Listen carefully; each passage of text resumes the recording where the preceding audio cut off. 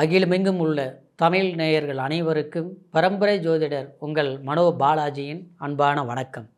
மீனராசி அன்பர்களுக்கு சனி வக்கர பயிற்சி. இந்த வக்கர பயிற்சிங்கிறது உங்களுடைய ஜென்மத்தில் இருக்கக்கூடிய சனி பகவான் இந்த ஜூலை மாதம் 13ஆம் தேதி வக்கரகதி அடைய போகிறாருங்க. இந்த வக்கர காலம் நவம்பர் 27ஆம் தேதி வரைக்குங்க. 138 நாள் வக்கர நிலையில் தான் சனி பகவான் சஞ்சாரம் பண்ண போகிறாரு. இந்த 138 நாளும், அதாவது 4 மாதம் 14 நாள், இந்த சமயத்தில் உங்களுடைய ராசிக்கு எப்பேற்பட்ட பலன்கள் சனி பகவான் கொடுக்க போகிறார் அப்படிங்கிறத பற்றி தாங்க இந்த பதிவில் நாம் இப்போ பார்க்க போகிறோம். ஃபஸ்ட் டைம் பார்க்குறவங்களா இருந்தீங்கன்னா சப்ஸ்கிரைப் பண்ணி பெல் பட்டன் அழுத்தி ஆல் ஆப்ஷன் கொடுங்க.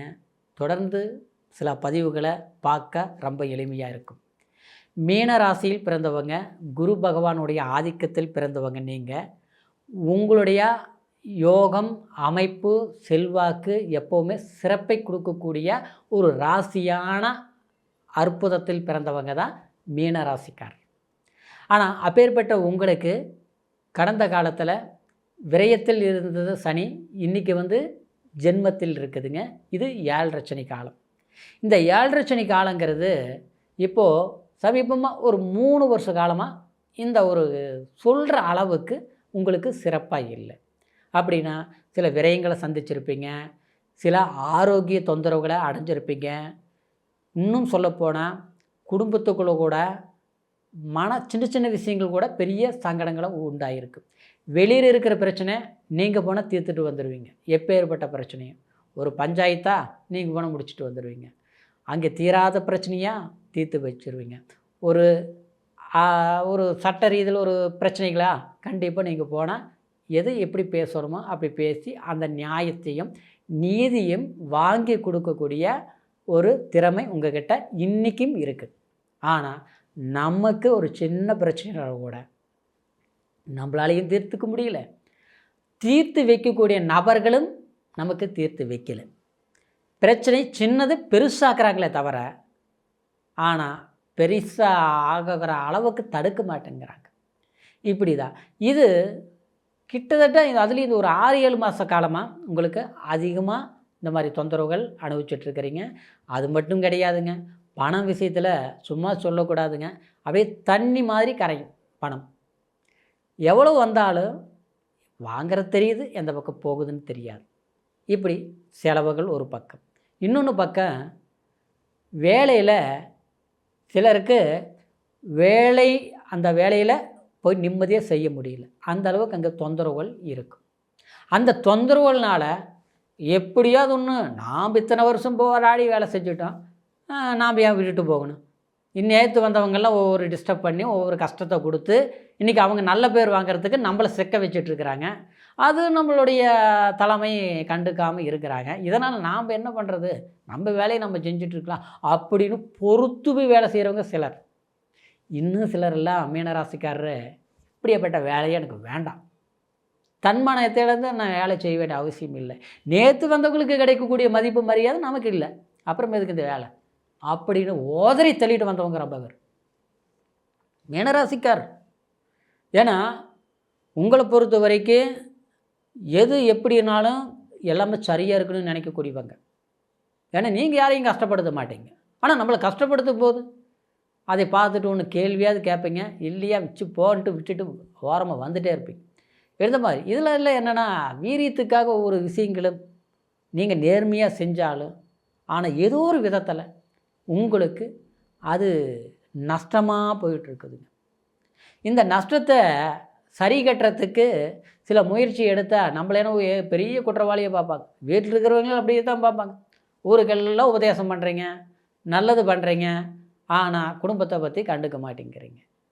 என்ன தான் பாடுபட்டாலும் நல்ல பேர் கிடையாது. இன்றைக்கி உண்மையை சொல்ல போனோம்னா அடுத்தவங்களுக்குன்னா ஓடி ஆடி வேலை செய்வீங்க. ஆனால் உங்களுக்கு உடம்பு சரியில்லைனா கூட நாளைக்கு போய்க்கலாம் ஹாஸ்பிட்டலுக்கு, என்ன பண்ணிடு அப்படின்னு நினைப்பேன். ஆனால் இந்த மீன ராசிக்காரர்கிட்ட இருக்கிறது இன்னொரு விஷயம் என்னென்னா, எப்போவுமே அடுத்தவங்களை சந்தோஷப்படுத்தி வாழ்கிறதுல பெரிய சுகம் காணுவீங்க. சாப்பிட்ற சாப்பாடாக இருந்தாலும் சரி, அடுத்தவங்களுடைய ஒரு பிரச்சனை சண்டை சத்துருவலாக இருந்தாலும் போய் தீர்த்து வைக்கிறது, நமக்கே இல்லை, இருக்கிறது 5-10 இருந்தாலும் அடுத்தவங்களுக்கு இல்லையா, கண்ணில் பார்த்துட்டு இருக்க முடியாது, கொடுத்து உதவி செஞ்சுருவோம், நாளைக்கு கொடுத்தா கொடுக்கட்டும் இல்லைனா போகட்டும்னு நினச்சி கொடுத்துட்டு வரக்கூடியவங்க. ஆனால் எவ்வளோ ஒரு நல்ல உள்ளங்கள் கொண்டவங்களாக இருந்தாலும் இப்போது கடினமாக இந்த சனி பகவான் உங்களை ரொம்ப சோதனையை ஆளாக்கிருச்சுங்க. கஷ்டங்களை கொடுத்துருச்சு, பண விஷயத்துலேயும் கொடுத்துருச்சு, ஆரோக்கிய விஷயத்துலேயும் கொடுத்துருச்சு. சில அதிர்ஷ்டங்கள் வர வேண்டிய வாய்ப்புகள், அதிர்ஷ்டங்கிறது என்னங்க, நமக்கு வர வேண்டிய பணம், அது உழைப்பால் வர வேண்டியது. ஆனால் நம்மளுடைய பூர்வீக சொத்து இல்லையா, நம்ம அன்றைக்கி வாங்கி போட்ட ஒரு இடம், அதில் சம்மந்தப்பட்டது ஒரு விற்று நம்ம ஒரு லாபத்தை அடையலாம், ஒரு பிஸ்னஸ் தொடங்கலாம், இதெல்லாமே ஒரு நன்மைகள்.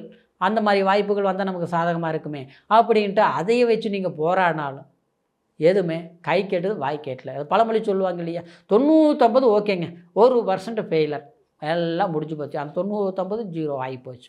இப்படி தான் உங்களுடைய சமீப கால வாழ்க்கை காலத்தை கடந்து போய்கிட்டு இருக்குது. நேரத்தையும் வீணாக்குதுன்னு புரிஞ்சாலும் அதை சரி செய்கிறதுக்கு முயற்சி நீங்கள் எடுத்திருப்பீங்க. ஆனால் அந்த முயற்சி பலன் கொடுக்கல.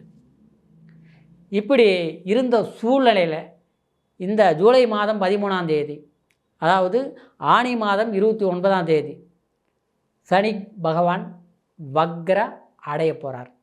அப்போது இந்த வக்ர காலத்தில் இருந்து வரக்கூடிய கார்த்திகை மாதம், அதாவது 12ஆம் தேதி வரைக்குமே வக்ரத்திலேயே சனி சஞ்சாரம் பண்ணுறது உங்களுக்கு இந்த 7.5 சனியே இல்லாத மாதிரி நினச்சிக்கோங்க.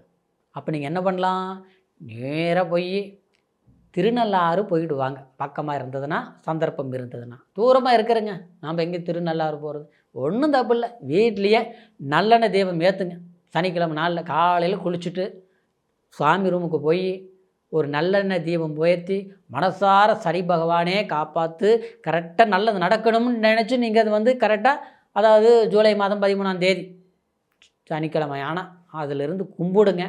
கண்டிப்பாக கஷ்டங்களும் விலகும், சில பிரச்சனைகளுக்கு தீர்வுகள் வரும், பிரிஞ்சு குடும்பம் ஒன்று சேரும், சின்ன சின்ன பிரச்சனைகள் இருந்த குடும்பமாக, அதாவது பிரச்சனைகளை சரியாக்கிக்குவீங்க.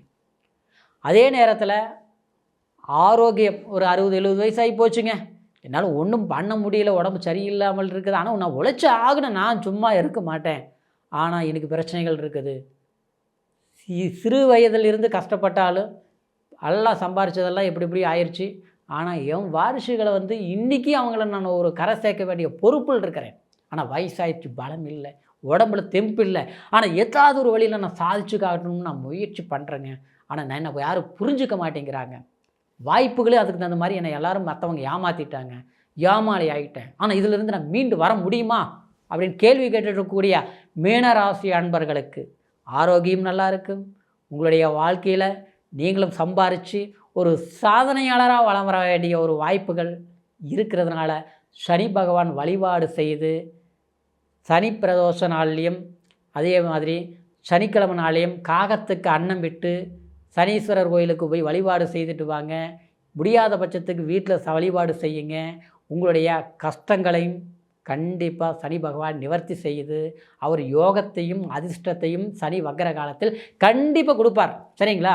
இப்போ சொன்ன பலன் கோச்சாரம். கோச்சாரங்கிறது ராசியை வச்சு சொல்கிறது, இருந்தாலும் பிறப்பு ஜனன ஜாதகத்தை ஒரு முறை பார்த்துக்குங்க. ஏன்னா அது லக்னம் என்ன தசாபுத்தி நடக்குது, சனி பகவான் உங்களுடைய ஜாதகத்தில் எந்த அளவுக்கு பலம் பெற்று இருக்கிறார் அப்படிங்கிறத பொறுத்து பலன்கள் முழுமையாக தெரிஞ்சுக்க முடியும். அதனால் உங்களுடைய ஜாதகம் நம்மக்கிட்ட பார்க்கணும் நீங்கள் விரும்புனீங்கன்னா கீழே இருக்கிற நம்பருக்கு ஃபோன் செய்து உங்களுடைய date of birth, time, place மூணையும் தெரியப்படுத்தி உங்களுக்கு டைம் கிடைக்கிற போது அப்பாயின்மெண்ட் போட்டு பொறுமையாக உங்களுடைய ஜாதக பலன்களை எங்கிட்ட கேட்டு தெரிஞ்சுக்கிட்டு புதிய முயற்சி எடுங்க. இந்த சனி வக்ர காலத்திலிருந்து உங்களுடைய எதிர்காலம் தேவையான வசதி வாய்ப்பு செல்வாக்குகளையும் சிறப்புகளையும் இறைவன் கொடுப்பார் என்கிற ஒரு வாழ்த்துக்களோட மீண்டும் அடுத்த பதிவில் உங்களை சந்திக்கிற வரைக்கும் நன்றி, வணக்கம்.